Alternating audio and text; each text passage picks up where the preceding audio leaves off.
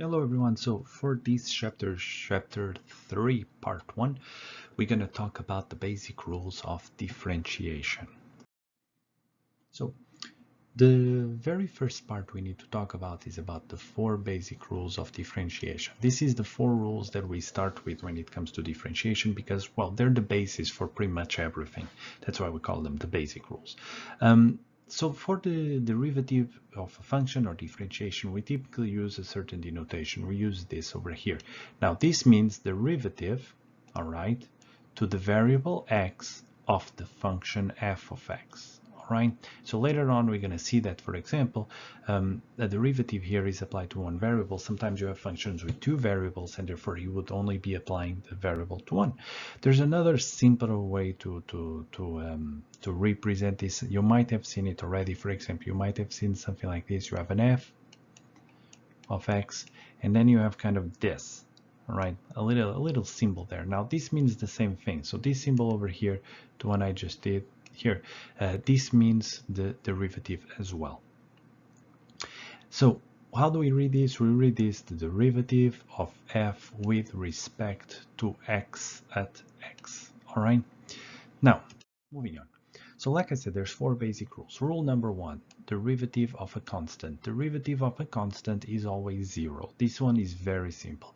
The derivative of a constant function will always be equal to 0. So if you have to apply the derivative to x to a value, for example, of 5, the result of this would be 0.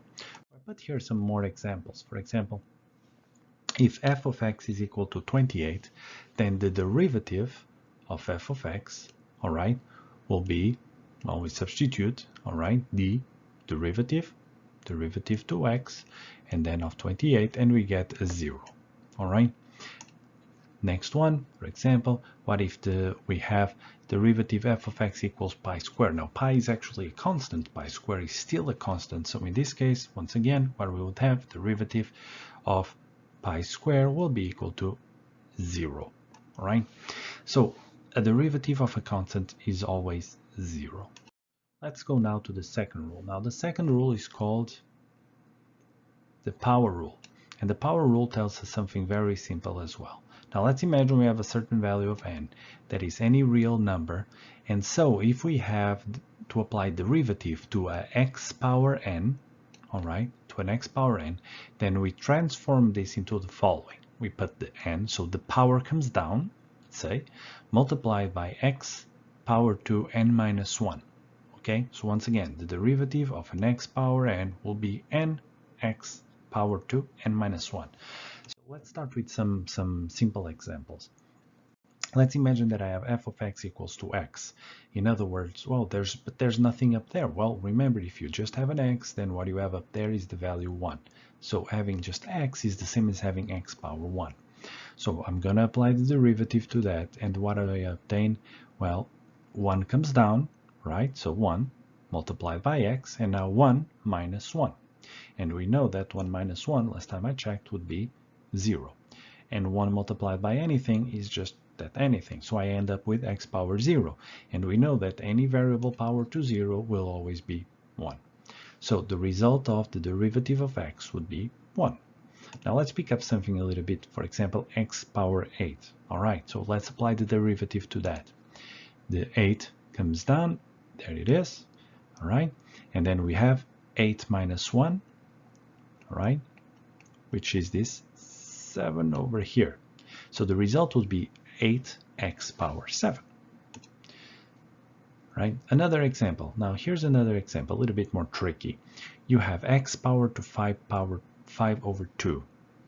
How do we do that? All right, so we're going to apply the derivative. Step 1, that power comes down, so 5 over 2, there it is. Okay, and now I'm going to have power to what? Well, 5 over 2 minus 1, correct? Now 1, this is equal to 5 over 2 minus 2 over 2. So 1 is equal to 2 over 2, which will be 5 minus 2 is a 3 over 2. And this is where this 3 over 2 comes from. All right, so what happens when you have a root? Now let's imagine that you have to apply the derivative to something like this. Square root of x power 3. How do I cannot apply the derivative? Well, yes, you can. All you have to do is to remember that square root is the same as having a square of a fraction. So this would be the same as having x power 3, right? Power 2. A square root is the same as having power to 1/2. So this would be x power to 3/2. And now I can apply the rule number 2. So to differentiate a function whose rule involves a radical, and a radical basically means a root, we first rewrite the radical using fractional powers. The resulting expression can then be differentiated by using the power rule, the rule we just learned. So in stating the remaining rules of differentiation, we assume that the function f and g are differentiable. So for the remaining rules, if you're working with I'm going to be working with different rules. Just one thing, obviously we're assuming here that all the functions here will be differentiable. In other words, we can apply the rules that I'm saying. Right, so here I have now a derivative I have rule number 3. Now rule number 3 is about derivative of a constant multiplying by a function. So in other words, when you have a constant multiplied by a function, for example, 5x power 3, constant and function, all right? So when you have a situation like this, the constant actually comes out of the fraction of the derivative. So if you have the derivative of c multiplied by a constant multiplied by a function, this is the same as having the constant multiplied by the derivative of f. In other words, the c comes out, and now you just have to apply the derivative to the function itself. The derivative of a constant times a differentiable function is equal to the constant times the derivative of that function. So a couple of examples once again. Let's imagine I have 5 times x power 3, and I have to apply the derivative to this. Well, first of all, the 5 will come out, and now I just have to apply the derivative to x power 3. And I know I can apply the second rule, the power rule. So this would become 5 times 3, right? The 3 comes down, times 3 minus 1, times x power to 3 minus 1, which would be 2. I can simplify this further by doing the 5 times 3, and so I obtain 15x squared. All right? Now another example. Now, let's imagine I have 3 divided by square root of x. All right, a little bit more complex example. We need to transform this into something that we can use. Remember what I said about radicals. So I also know that if I have certain function, just to review, if I have 1 over x, this is the same as having x power to minus 1. So if I have 1 over square root of x, this is the same, all right, as having 1 over, and remember what I said, square root, so 1/2, right? And now if I want to put everything into just one line, it's x minus 1/2. So the minus on the power basically means that we switch the value between the denominator and the numerator. So in this case, that's exactly what I did. I have the 3 still there, but in this case, I use this part over here. Oops, this part over here. My pen is not working. Here. So what I did was I rewrote 3 square root of x as 3 divided by x power 1/2, and then I just rewrote it as 3x minus 1, x power to minus 1 over 2. Once I have that, okay, the 3 can come out, and I just have to apply the derivative to this part. Minus 1/2 comes here. X multiplied by x, and then multiplied by minus 1/2 minus 1. All right, so I'm just going to do the calculation here to explain. Minus 1/2 minus 1. I have to change this to minus 1/2 minus 2 over 2, which will be minus 3 over 2, and that's where that minus 3 over 2 comes from. And then I can simplify this into just having minus 3 divided by 2x power 3 over 2. So finally, now rule number 4. Rule number 4 is the sum rule, and the sum rule means that if we have two functions adding or subtracting, and I need to apply the derivative to them, I can separate them. So in other words, the derivative of the sum or difference of two functions is equal to the sum of difference of their derivatives. Here's a couple of examples.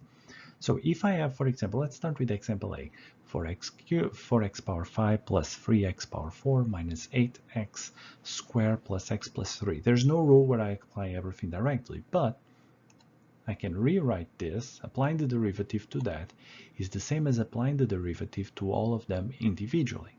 So the 4x power 5, all right, would become, I'm just going to put here, 5 times 4x 5 minus 1. So 5 times 4 would be that 20. X 5 minus 1 would become that x power 4.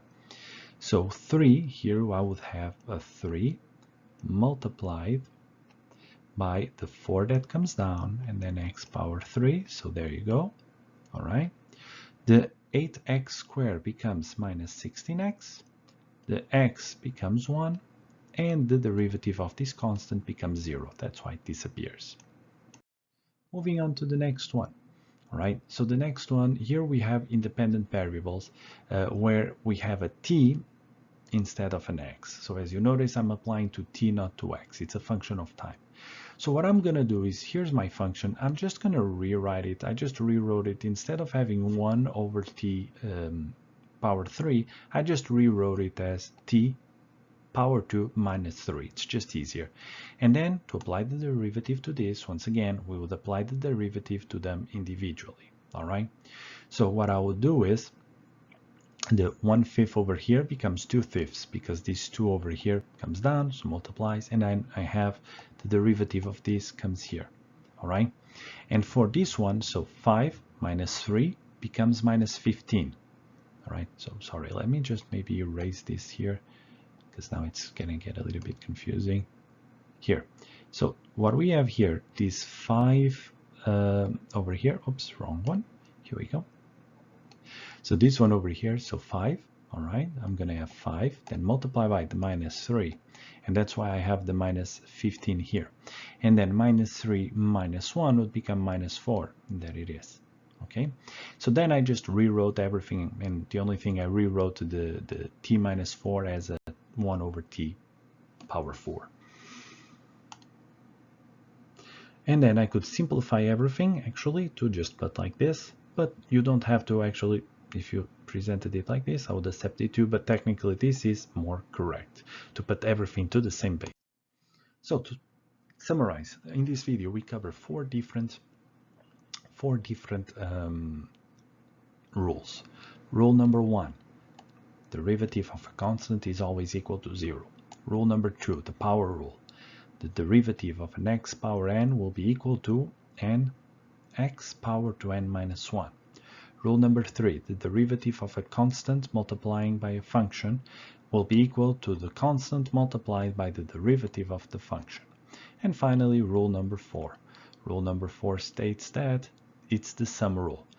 This derivative of a sum or difference of functions is equal to the sum or difference of their derivatives. And with that, we finish this first session. Let me know in the comment section if you have any questions, but overall, I hope that this was helpful for you guys. Let me know on the WhatsApp group or contact me to know if you have any questions, but that's it for today. Thank you very much.